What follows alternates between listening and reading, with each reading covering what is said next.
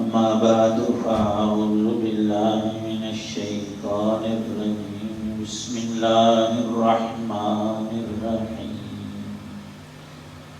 ومن الناس من يشتري لهو الحديث ليضل عن سبيل الله بغير علم ويتخذها هزوا أولئك لهم عذاب مهين وإذا تتلى عليه آياتنا ولى مستكبرا كأن لم يسمعها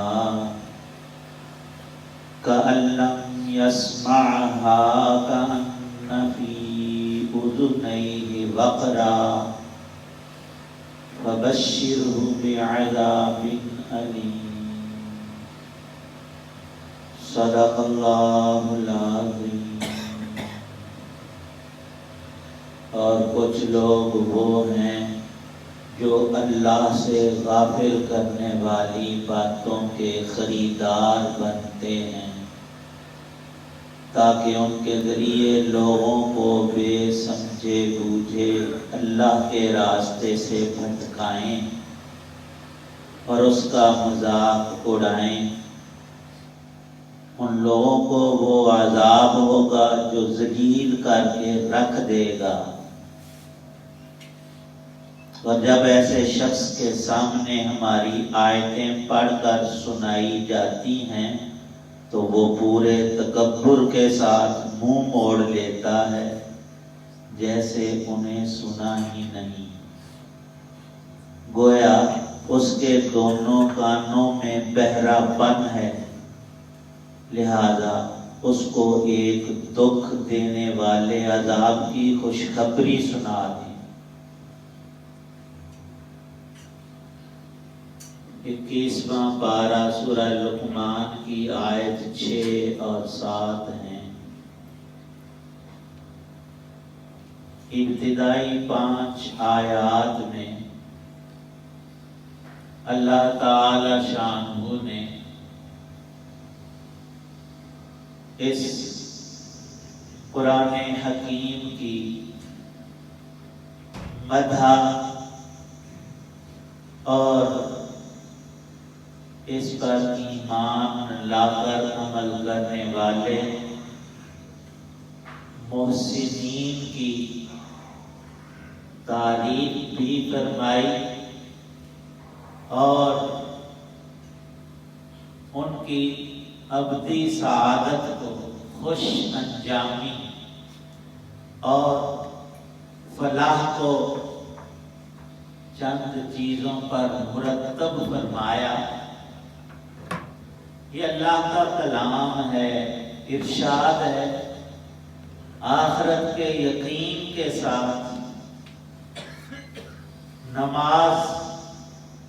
جو بدنی عبادات کی اصل اور زکوٰۃ جو مسلمان کے مال میں مستحقین کا حق ہے، طرز بیان ہی ایسا کہ اس میں خود اخلاص اور خلوص پیدا ہو جائے۔ ایک مسلمان زکوٰۃ ادا کرتا ہے، وہ اس پر فرض ہے، وہ 40واں حصہ صاحب حساب مسلمان پر اس کا اپنا نہیں، وہ اللہ کے حکم سے کمزوروں، یتیموں، مسکینوں، محتاجوں کا حق ہے۔ جب وہ کسی کو دے تو وہ تو ان کا حق ادا کر رہا ہے، نہ یہ کہ ان پر احسان رکھے اور احسان جتائے کہ میں نے تیرے ساتھ بڑا نیک کام کیا ہے، تیری میں نے مدد کی ہے۔ یہ تو اللہ نے تیرے اوپر واجب کیا تھا، ہاں اس کو ضرور چاہیے تیرے حق میں وہ دعا کرے اور وہ دعا دل سے نکلے گی۔ ہمارے ابا صاحب مقصود صاحب رحمہ اللہ یونیورسٹی میں پہلے خطیب تھے۔ اس وقت میں بچہ تھا، مجھے فرمایا تھا کہیں گئے تھے 1-2 مہینے کے لیے کہ تو نے جمعہ پڑھانا ہے۔ واپس آ گئے تو فرمانے لگے کہ تو ابھی نہ پریکٹس کیا تھا، 5-10 منٹ مجھ سے پہلے جمعے میں تقریر کیا کر، ایک طریقہ آتا ہے۔ پھر جب وہ تشریف، میں اسی طرح آتا تھا پہلے، جب وہ تشریف لاتے تو پھر میں ہوتا جاتا کہے دل سے دعا نکلے تو اللہ تعالی شاہ نے تینوں باتوں کو پیچھے ذکر فرمایا تھا کہ ایمان والا در حقیقت اپنی آخرت کے یقین کے ساتھ عمل کرتا ہے تو وہ قبول اور مقبول ہوتا ہے عند اللہ، اور ان اعمال میں بنیادی نماز ہے، زکوٰۃ ہے، اور ان کے ضمن میں ساری بدنی اور مالی عبادات آ جاتی ہیں۔ ان لوگوں کو اللہ پاک نے ان اعمال صالح کی بنا پر دنیا میں ہدایت یافتہ فرمایا ہے۔ اللہ کی بھیجی ہوئی ہدایت نامہ قرآن پاک کا علم اور عمل اللہ نے انہیں دنیا میں نصیب کیا، جو سکون قلبی کا سبب بنا، اور آخرت میں نتیجہ یہ کہ مفلحون، قرآن کے سارے ہی الفاظ نہایت چنے ہوئے سعید لوگ، محسن ہیں، خوش قسمت نیک لوگ ہیں، آج بھی اور ہمیشہ کے لیے۔ مفسرین نے لکھا کہ مکے میں مسلمان تھے صحابہ، حضور نبی پاک صلی اللہ علیہ وسلم پر ایمان لانے والے تھوڑے بھی تھے شروع میں اور کمزور بھی تھے، اور مشرکین مکہ اکثر ان کے سردار، مالدار، زور آور اور اپنی بدبختی پر اڑے ہوئے۔ قرآن پاک سرکار دو عالم صلی اللہ تعالی وسلم پڑھتے، دل ان کا بھی بڑا چاہتا تھا کہ یہ تازہ کلام سنیں، چھپ چھپ کر بھی سنتے تھے، پھر اپنی میٹنگیں کرتے تھے کہ یہ کلام تو ایسا مؤثر تر ہے، سننے والے کے دل کو اور روح کو کھینچ لیتا ہے، تو اس کا مقابلہ کرنا چاہیے۔ سوچو بچار کے بعد ایک بد نصیب شقی آدمی، ان کا مالدار تاجر نضر بن حارث، اس کا نام لکھا ہے، کئی ملکوں میں تجارت کی غرض سے جاتا تھا۔ ایران جس کو اس وقت فارس کہتے تھے، ملک فارس سے وہاں کے بادشاہوں کے، شاہان عجم کے قصے، کہانیاں اور اس طرح کی کچھ کتابیں خرید کر لایا، اور ایک گانے والی کنیز بھی خرید کر لایا، اور مکے میں آ کر چھوڑ ڈالا، اعلیٰ یار باللہ کہ محمد صلی اللہ علیہ وسلم تمہیں قرآن سناتے ہیں اور نماز اور روزہ اور مشکل چیزوں کا حکم کرتے، نمازیں پڑھو، آؤ میری طرف، یہاں قرآن میں تو عاد و ثمود کے قصے ہیں،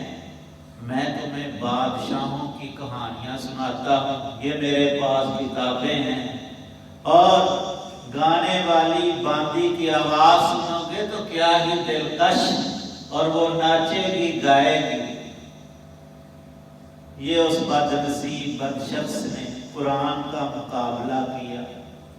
اور یہ مناظر چونکہ قیامت تک دہرائے جانے والی باتیں تھی، اللہ پاک نے اس بد نصیب کا نام نہیں لیا، اس کے کام کو ذکر کیا کہ لہو الحدیث ہے،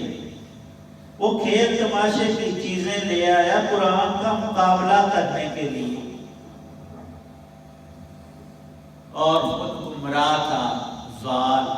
اور مضل بھی بنا، شیطانی کام کیا، لوگوں کو بھی گمراہی کی دعوت دی۔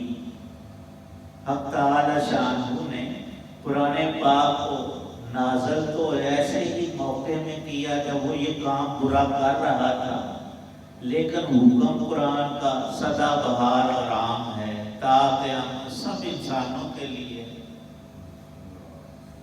حق تعالی شانہ نے ایسے کھیل تماشے، لہو الحدیث، یہاں قرآن کا لفظ ہے، بڑا ہی جامع ہے، ایسا کھیل، ایسا تماشا، ایسی بات کہ جو انسان کو انسانیت سے ہٹانے والی، دین حق سے برگشتہ کرنے والی ہو، وہ اسلام میں منع، معصیت اور حرام ہے۔ ان میں ناچ، گانا، باجا اور ہر وہ کھیل آ جاتا ہے جو شرعی احکام سے انسان کو دور کرے، ہٹائے اور روک دے، اور جو دین ہی سے برگشتہ کرنے والی بات ہو وہ بنیادی طور پر ہی حرام ہے ہر مسلمان کے لیے۔ لہو الحدیث کیوں لایا؟ وہ باندی، گانے والی اور وہاں کے قصے کہانیوں کی باتیں لکھی ہوئی، لیضل عن سبیل اللہ، اللہ کی راہ سے لوگوں کو ہٹائے، قرآن سننے سے، قبول کرنے سے روکے۔ کہاں اللہ کا کلام اور اس کا اثر کہ وہ دل و دماغ سے روح اور انسان کی حقیقت میں جا داخل ہوتا ہے، اور کہاں ملاحی، یہ تماشا، یہ ہنسی مذاق کی باتیں، یہ جھوٹے قصے کہانیاں، وہ تو وقتی طور پر انسان کی بری خواہشات کو تو ابھار سکتی ہیں، لیکن اصل چیز جس کا نفع ہمیشہ رہنے کا، وہ تو وہاں متصور ہی نہیں ہے۔ حق تعالی شانہ نے ان آیات میں اس کے اس برے بدتر کام کو ذکر فرما کر ساتھ میں دھمکی دی ہے، اور اللہ کی دھمکی میرا ڈراوا نہیں ہوتا، وہ حقیقی بات ہوتی ہے کہ ایسے لوگوں کو میں ذلیل و رسوا کر کے رکھوں گا۔ سب سے بڑی رسوائی تو قیامت میں پیش آئے گی جب آرڈر ہوگا اللہ پاک کا کہ ایسے لوگ جو گمراہ اور گمراہ کرنے والے تھے، حدیث پاک میں بھی یہی لفظ موجود ہے، ذلوا فاضلوا، خود بھی گمراہ اور دوسروں کو بھی اپنے ٹولے میں ملا کر دوزخ کی دعوت، گندگی کی، برے کاموں کی دینے والے رسوا کیے جائیں گے، عذاب مہین۔ یہ رسوائی اللہ کی طرف سے ان کی ایسی بدعمالیاں جو انتہائی گھناؤنی، بری اور گندی حرکتیں تھیں، یہ ان کا بدلہ اور انجام ہے۔ حق تعالی شانہ نے پوری وضاحتیں فرما دی کہ سعید اور نیک لوگوں کا ٹھکانہ اور انجام سب سے بہتر ہے، اور اللہ پاک اس کو بہتر اور خیر فرما رہے۔ بد نصیب لوگ، اشقیاء، اللہ کی عبادت، اس کے کلام کو ترک کرنے والے اور اتنا دور بھاگتے تھے۔ یہاں قرآن کے لفظ ہیں کہ کأن فی اذنیہ وقرا، کچھ مشرکین اور ان کے سردار مکے میں اس دور میں جو تھے، وہ کلام پاک سے اتنی عداوت اور شدید نفرت کا اظہار کرتے، گویا انہوں نے اپنے دونوں کانوں میں کوئی چیز ٹھونس لی ہے کہ ایک حرف بھی ہمارے کان میں نہ پڑ جائے، دماغ اور دل تک نہ پہنچے۔ تو ایسوں کے لیے ارشاد ہے فبشرہم بعذاب علیم، ان کو دردناک عذاب کی سزا ملے گی، ہاں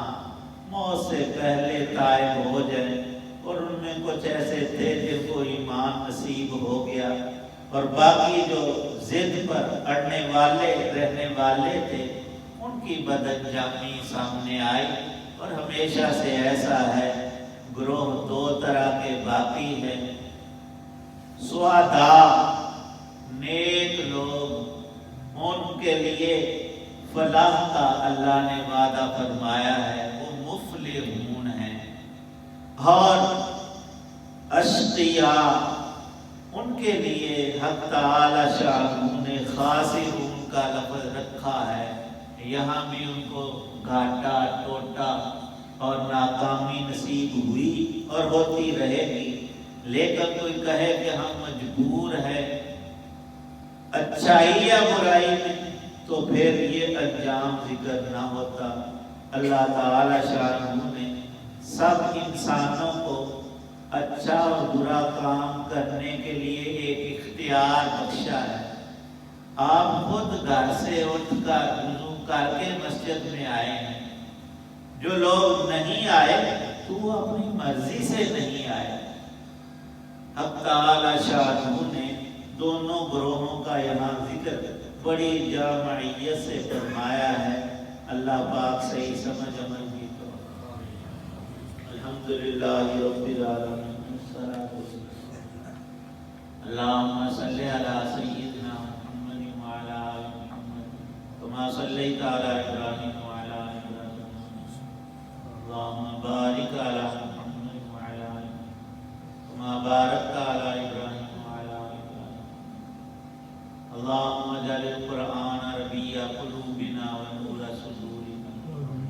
رب ارحمہما کما ربیانی صغیرا، اللہم اشف مرضانا ومرضى المسلمین ربنا تقبل منا انك انت السميع العليم، اللهم اجرنا من النار وادخلنا الجنة مع الابرار، اللهم اغفر للمؤمنين والمؤمنات الاحياء منهم والاموات، صلى الله تعالى